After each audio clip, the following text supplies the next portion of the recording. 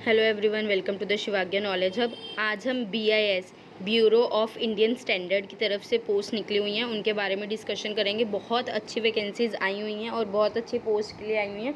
Basically ये 3 parts में divide है, group A, group B and group C। जो 90% मेरी वीडियो देख रहे हैं वो सारे ग्रुप B और C के लिए तो एलिजिबल हैं। आप में से कुछ ग्रुप A के लिए भी एलिजिबल हो सकते हैं, हम उनको भी डिस्कस कर लेंगे। अगर कोई ग्रुप A के लिए एलिजिबल है वो भी भर सकता है फॉर्म। अगर हम देखें कौन कौन सी वैकेंसीज आई हुई हैं, तो ग्रुप A में सबसे पहली वैकेंसी है असिस्टेंट डायरेक्टर की फाइनेंस में, सेकंड है असिस्टेंट डायरेक्टर की कस्टमर अफेयर्स में and third is in Hindi.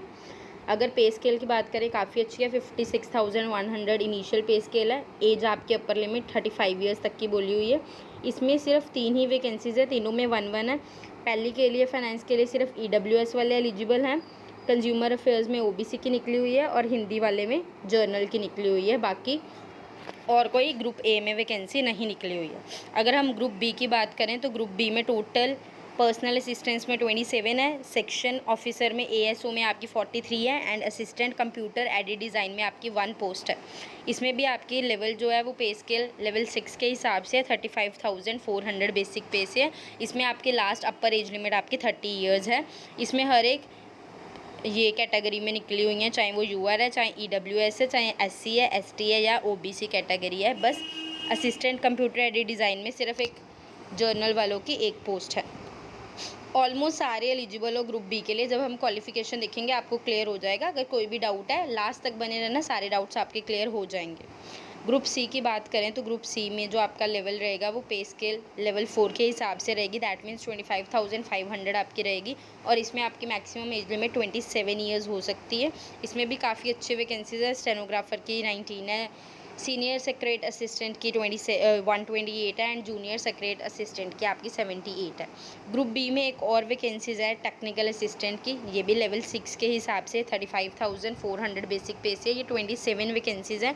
वो भी आगे फर्दर कैटेगरी में निकली हुई हैं। मैकेनिकल में 13 है, केमिकल में 12 है एंड माइक्रोबायोलॉजी में आपकी 2 वैकेंसीज हैं। उसके बाद ग्रुप C में एक और है सीनियर टेक्नीशियन की, वो आपकी लेवल 4 के हिसाब से 25,500 का बेसिक पे स्केल है, 27 ईयर्स अपर एज लिमिट है।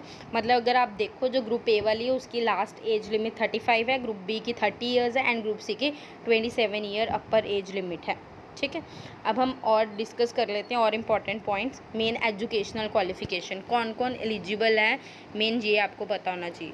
जो हमने फाइनेंस की बात करी है उसमें आप चार्टेड अकाउंटेंट होने चाहिए, 3 ईयर्स का आपके पास एक्सपीरियंस होना चाहिए, तो ये वही भर सकते हैं जिनके पास एक्सपीरियंस है। कस्टमर अफेयर्स में आपके पास 5 ईयर्स का एक्सपीरियंस मांगा गया है, चाहे मार्केटिंग में हो, मास कम्युनिकेशन में हो, सोशल वर्क में हो, और आपके पास MBA होनी चाहिए या मास्टर डिग्रीज होनी चाहिए या डिप्लोमा वगैरह होना चाहिए मास कम्युनिकेशन में या सोशल वर्क में। हिंदी में मास्टर डिग्री आपकी हिंदी में होनी चाहिए या उसके मतलब रिजेम्बलेंस के साथ होनी चाहिए, और 5 ईयर्स का आपके पास एक्सपीरियंस भी मांगा गया है। ठीक है, तो ग्रुप A वाले जो एक्सपीरियंस कैंडिडेट है सिर्फ पोस्ट A में, ग्रुप A में सिर्फ वही एलिजिबल है। अब आ जाओ पर्सनल असिस्टेंट में। पर्सनल असिस्टेंट में इसके बाद जो सारी पोस्ट है उसमें सारे ही एलिजिबल हैं। अगर हम देखें तो पर्सनल असिस्टेंट में आपसे डिग्री मांगी गई है। डिग्री के अलावा एक सेकेंड, डिग्री के अलावा आप यहाँ पे देख सकते हो आपका कंप्यूटर प्रोफिशिएंसी टेस्ट होगा, शॉर्ट हैंड टेस्ट भी होगा। मतलब आपके कंप्यूटर में भी अच्छी कमांड होनी चाहिए, शॉर्ट हैंड टेस्ट भी आपका होगा। और शॉर्ट हैंड में भी आपको बता रखा है कि इंग्लिश की डिक्टेशन आपके के लिए आपके पास 45 मिनट्स होंगे, हिंदी के लिए आपके पास 60 मिनट्स होंगे।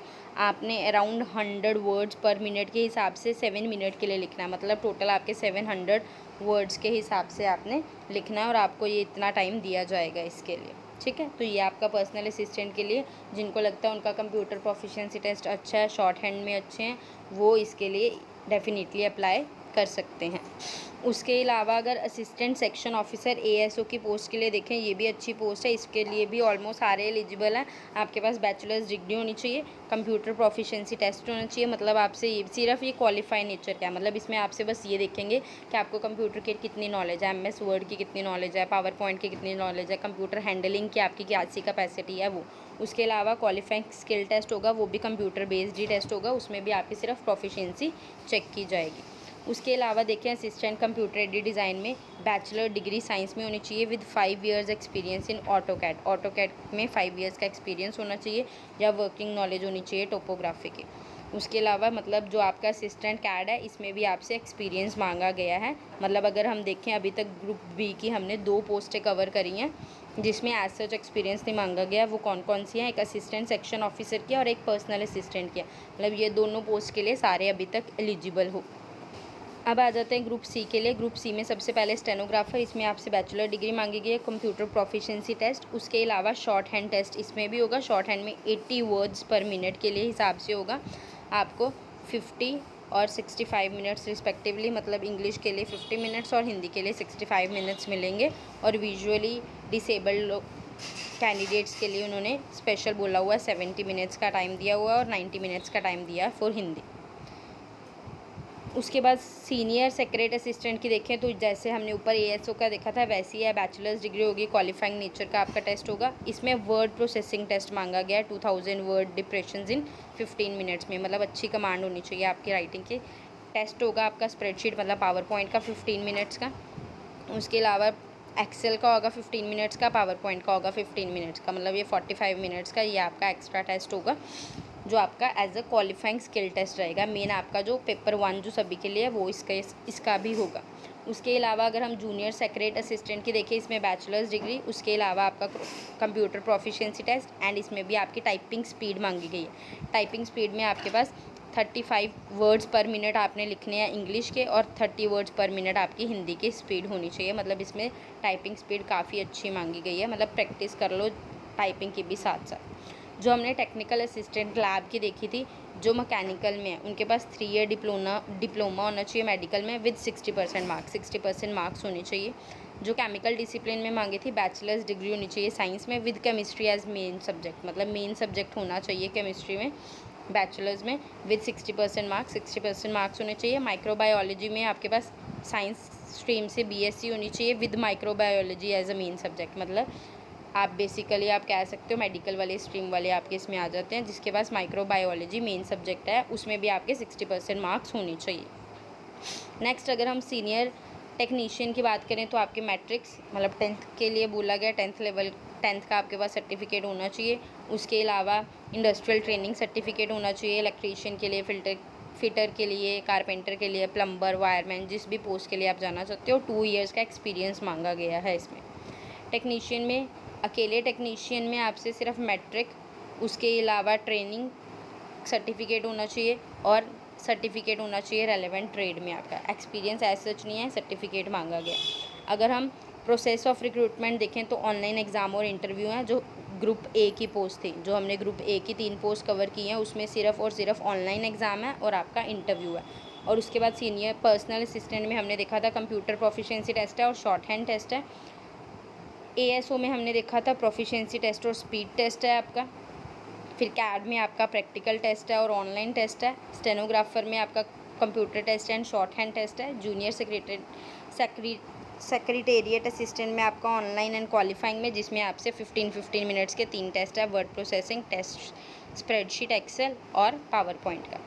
नेक्स्ट जूनियर में आपके पास ऑनलाइन एंड टाइपिंग टेस्ट है। लैब टेक्नीशियन में ऑनलाइन टेस्ट और प्रैक्टिकल स्किल टेस्ट होगा। सीनियर टेक्नीशियन और टेक्नीशियन में प्रैक्टिकल ट्रेड टेस्ट और ऑनलाइन टेस्ट होगा। ये आपके टेस्ट रहेंगे। अब देख लेते हैं ऑनलाइन एग्जामिनेशन जो सब में कॉमन है उसका सिलेबस क्या है। तो उन्होंने बोला है जो आपके ये ग्रुप ए की पोस्ट के लिए सिलेबस है उसमें आपके जर्नल, इंटेलिजेंट और रीजनिंग के 40 क्वेश्चंस आएंगे। 40 मार्क्स में आपको 30 मिनट्स का टाइम मिलेगा। इंग्लिश लैंग्वेज के देखें तो 40 क्वेश्चंस आएंगे, 40 मार्क्स में आपको 30 मिनट्स का टाइम मिलेगा। क्वांटिटेटिव एप्टीट्यूड में 20 questions in 20 marks and you will get 20 minutes. And जो आपका जो मेन सब्जेक्ट है मतलब अगर हिंदी में जा रहे हो, फाइनेंस में जा रहे हो, मार्केटिंग में जा रहे हो, उसके 50 क्वेश्चंस आएंगे, 40 मिनट्स का टाइम मिलेगा। मतलब 120 मिनट्स में आपने 150 क्वेश्चंस करने हैं, 150 मार्क्स के ही हैं। उसके अलावा जो ग्रुप बी में थी या ग्रुप सी वाली पोस्ट के लिए थी उनका सिलेबस देख लो। जो ग्रुप ये वाली थी, ग्रुप सी वाली या जर्नली ग्रुप बी वाली, मतलब जिसमें भी टेक्निकल असिस्टेंट की आ गई या असिस्टेंट कैड की आगे जो ग्रुप बी में थी, सीनियर टेक्नीशियन की आगे, टेक्नीशियन की आगे, इनमें आपकी रीजनिंग 50 मार्क्स की रहेगी, 40 मिनट्स मिलेंगे। अवेयरनेस, जनरल अवेयरनेस, जीके वगैरह, जीए आपकी 25 मार्क्स की रहेगी, 20 मिनट्स मिलेंगे। इंग्लिश लैंग्वेज 25 मार्क्स की रहेगी, 20 मिनट्स मिलेंगे। और इसके रिलेटेड डिसिपल के रिलेटेड जो आपकी नॉलेज होनी चाहिए वो 50 मार्क्स की 40 मिनट्स मिलेंगे, मतलब अगेन 120 मिनट्स में आपके 150 क्वेश्चन होंगे। ऊपर वाला पार्ट सबके लिए सेम है, नीचे वाला ही पार्ट चेंज हो रहा है। जिसने ASO के लिए पर्सनल असिस्टेंट स्टेनोग्राफर, मतलब जिसमें सारी जर्नली ग्रुप B की पोस्टें आ रही हैं, उनके लिए आपके पास रीजनिंग 50 मार्क्स की 50 क्वेश्चंस 35 मिनट्स मिलेंगे। जनरल अवेयरनेस आपके 25 क्वेश्चंस 20 मिनट्स। क्वांटिटेटिव एप्टीट्यूड मतलब मैथमेटिक्स आपका 25 questions 25 minutes. And English language में आपको 50 क्वेश्चंस 50 मिनट्स में करने हैं, मतलब अगेन 120 मिनट्स में आपने 150 क्वेश्चंस करने हैं। The candidates will be required to score at least 50% marks in the aggregate out of the total maximum marks to be considered for the next selection process। मतलब next selection process के लिए आपको तभी eligible हो अगर आपके 50% marks आ रहे हैं। दैट मीन्स अगर 150 मार्क्स का है तो आपने मिनिमम 75 मार्क्स लेके ही जानी है, तभी आप एलिजिबल हो। एज रिलैक्सेशन की बात करें, SC ST 5 years, OBC 3 years, PWD 10 years, 13 years, 15 years जैसे होता है, एक्स सर्विसमैन 3 ईयर्स। वो आप इधर डिस्क्रिप्शन में आपको पूरा ये लिंक मिल जाएगा, आप इजीली अपने आप से भी रीड कर सकते हो, खुद भी रीड कर सकते हो। ठीक है, खुद रीड करना, उसके बाद ही फॉर्म फिल करना। बाकी मैंने ऑलमोस्ट सारा कवर कर लिया। एग्ज़ाम सेंटर्स की बात करें तो आपको स्क्रीन में दिख रहे होंगे, आप अपने स्टेट के हिसाब से अपना एग्ज़ाम सेंटर देख सकते हो, कहाँ कहाँ पे कौन कौन से एग्ज़ाम सेंटर्स हैं। ऑनलाइन मोड में ही आपका एग्ज़ाम कंडक्ट होगा, कोई भी सेंटर चेंज की कोई डिमांड नहीं की जाएगी कि हमारा सेंटर चेंज कर लो, ऐसा कुछ नहीं है। Choice of centre once exercise by the candidate will be final. जो आपने डाल दिया एक बार वो आपका फाइनल है। कट ऑफ स्कोर की बात करें तो जो हमारे ऊपर वाले मतलब ग्रुप A की पोस्ट हैं या personal assistant, secretariat assistant, junior secretariat में, इसमें आपको एटलीस्ट 50% मार्क्स होनी चाहिए आपके। जो आपके लेबोरेटरी की है, कैड की है, इसमें भी आपके एटलीस्ट 50% मार्क्स स्कोर होनी चाहिए। और corrected marks by each candidate in different sessions will be normalised, मतलब अकॉर्डिंगली जैसे जैसे पेपर होगा उस हिसाब से नॉर्मलाइज मार्क्स हो जाएंगे। जो आपकी फ़ाइनल कट ऑफ आएगी वो आपके इंडिविजुअल टेस्ट के बेस पे और टोटल स्कोर के बेस पे निकाल ली जाएगी। ठीक है, उसके अलावा और देख लेते हैं जो जो इम्पोर्टेंट पॉइंट्स हैं उनको कवर कर लेते हैं। हाउ टू अप्लाई में सिर्फ ऑनलाइन मोड है, ये आपका 9 सितंबर से स्टार्ट हो चुका है, 30 सितंबर तक इसकी लास्ट डेट है, मतलब इस मंथ के लास्ट तक आप भर सकते हो। आपने ऑनलाइन रजिस्ट्रेशन स्टार्ट कर देनी है, मतलब न्यू रजिस्ट्रेशन पे क्लिक करना है, उसके बाद पेमेंट करनी है और अपने डॉक्यूमेंट स्कैन करके डाल देने हैं, मतलब जो जो मांगे होंगे।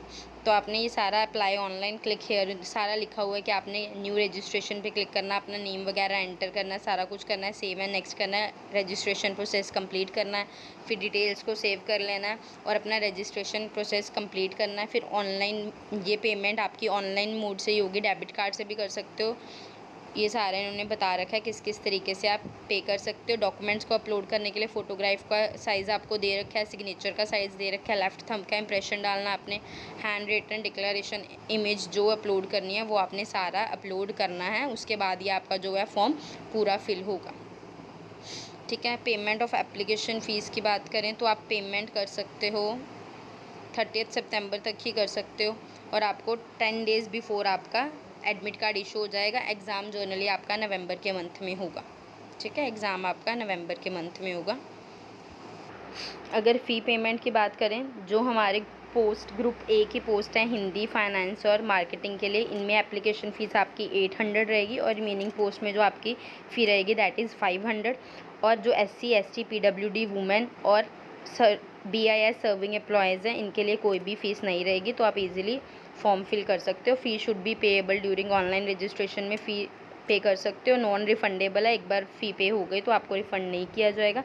एक्स सर्विस मैन भी एग्जाम्प्ट है from the payment of fees but only for the group C post. सिर्फ ग्रुप C की अगर अप्लाई कर रहे हो तो एक्स सर्विस मैन के लिए एग्जाम्प्ट है, अदरवाइज़ जो चार्जेस बाकी के लिए हैं वही सेम चार्जेस रहेंगे। होप आपको सारा एक्सप्लेन मैंने कर दिया, जितना इंपॉर्टेंट था सारा बता दिया, कोई ऐसा पॉइंट नहीं रहा। ये PDF 72 पेजेस के, इसमें नीचे सारा कुछ अब हिंदी में लिखा हुआ है, जिसने हिंदी में एक बार रीड करना है वो हिंदी में भी सारा एक बार रीड कर सकते हो। आप देख सकते हो यहाँ सारा इसके बाद हिंदी में लिखा हुआ है क्या क्या चीज़ है, वही चीज़ है जो हमने ऊपर पढ़ी है वही नीचे लिखी हुई है। बाकी फिर भी कोई डाउट है वो आप कमेंट सेक्शन में अपना डाउट डाल सकते हो, आपके डाउट का डेफिनेटली आंसर आपको मिल जाएगा। और अगर अभी तक मेरे चैनल को सब्सक्राइब नहीं किया, प्लीज़ सब्सक्राइब कर दो, बेल आइकन को हिट कर दो, बिकॉज़ मैं जैसे ही न्यू कोई नोटिफिकेशन आता है डेफिनेटली आप लोगों के साथ डिटेल में डिस्कस करती हूँ, ताकि आपके कोई भी डाउट्स ना रहे। Thank you so much.